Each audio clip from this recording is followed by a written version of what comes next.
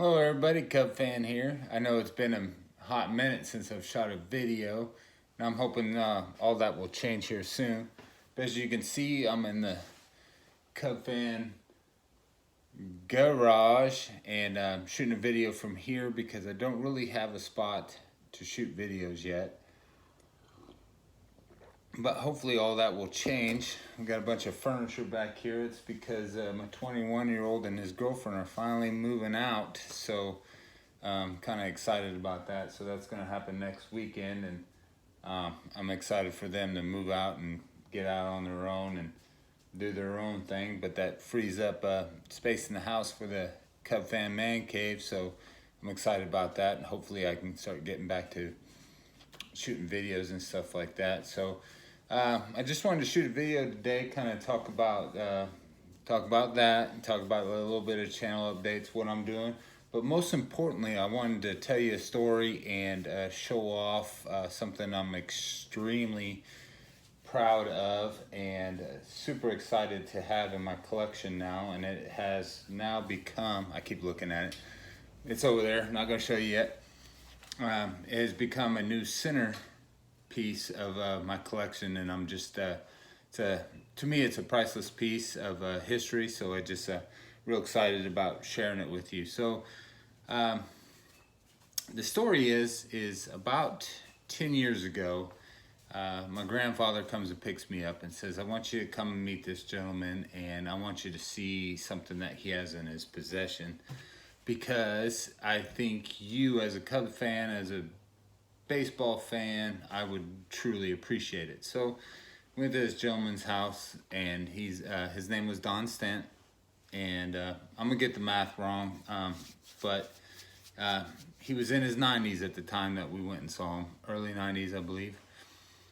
And we sat and visited with him for a while, and then my grandpa finally says, Don, tell him the story about the baseball. So he proceeded to tell me that he thinks it was, he thought it was 1930, but with some research we found that it was probably more likely 1929. Could have been 1930, but 1929, 1930. He spent his summer with his uncle in St. Louis, and his uncle was an equipment guy, not the manager, but he was one of the equipment guys for the St. Louis Cardinals at Sportsman Park in St. Louis, and he got to be the visiting team bat boy. And in those days, the Cubs were a powerhouse. They had several Hall of Famers on there, and so he got the Chicago Cubs to sign a baseball for him. And it was just a cool piece, but the stories that he told along with it, he told a story about Hack Wilson, where Hack Wilson used a bar of soap, a brand new bar of soap, after every game, after he showered, and then he would throw the bar of soap away, and then every game he'd have to buy a new one.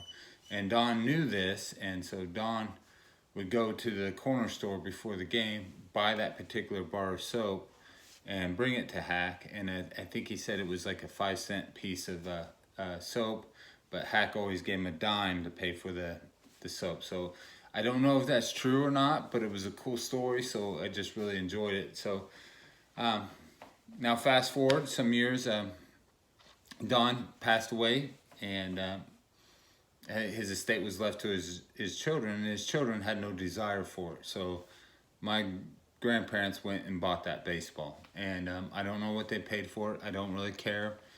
That's not the point.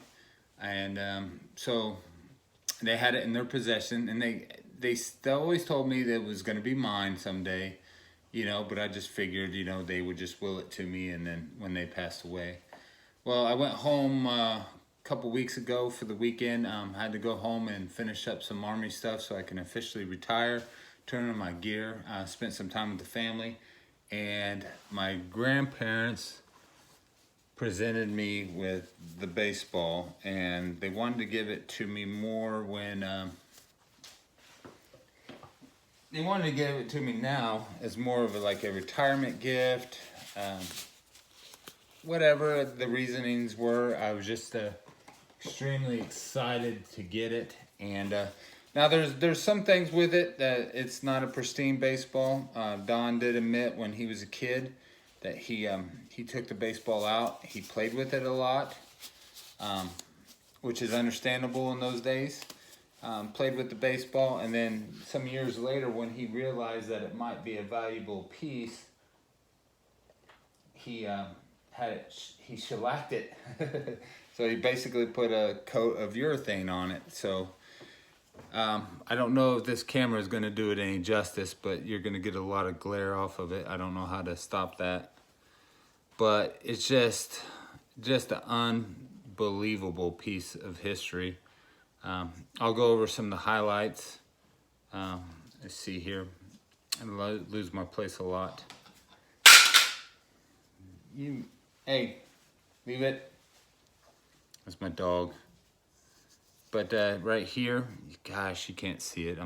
There it is. It's Gabby Hartnett.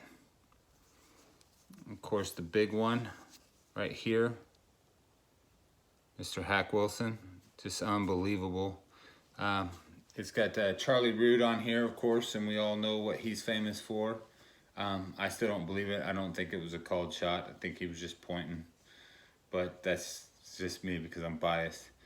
But yeah, it was just a beautiful piece. I was just so excited to have it. The stitching, it's got the, it almost looks black now, but I know it's the red and blue stitching.